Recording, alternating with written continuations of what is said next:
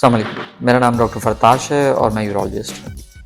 احتلام بیماری نہیں ہے، یا جس کو انگریزی میں نوکٹرنل ایمیشنز یا نائٹ فال کہا جاتا ہے، اس کو ہم بیماری میں کلاسیفائی نہیں کرتے۔ سائنس کے مطابق یہ ایک نارمل عمل ہے جو مردوں میں اکثر ہوتا ہے جب وہ سوئے ہوئے ہوتے ہیں اور ان کو کسی سیکس کے بارے میں یا سیکشول خیال آئے، اس وقت احتلام ہونا ایک نارمل چیز ہے۔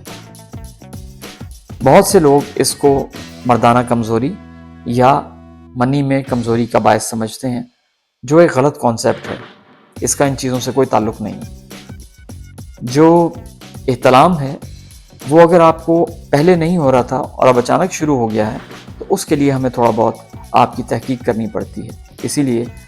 اسی طرح اگر آپ کو احتلام میں خون آ رہا ہے تو اس کی بھی ہمیں تحقیق کر کے آپ کو دوائیاں دینی پڑتی ہیں۔ جو مریض میرے پاس احتلام کی شکایت لے کے آتے ہیں اور وہ کہتے ہیں ڈاکٹر صاحب ہمیں ہر روز ہوتا ہے اور ہم اس سے تنگ ہیں، ان کو کمی کے لیے میں تھوڑی بہت دوائیاں دیتا ہوں، لیکن اس کا ہرگز یہ مطلب نہیں ہے کہ وہ بیمار ہے۔ اس کا مطلب یہ ہے کہ جو ان کو ذہنی کوفت ہو رہی ہے اس احتلام کی وجہ سے اور ان کو اٹھ کے روزانہ غسل کرنا پڑتا ہے، اس کو نسبتاً تھوڑا کم کر دیں۔ آپ کا بہت بہت شکریہ۔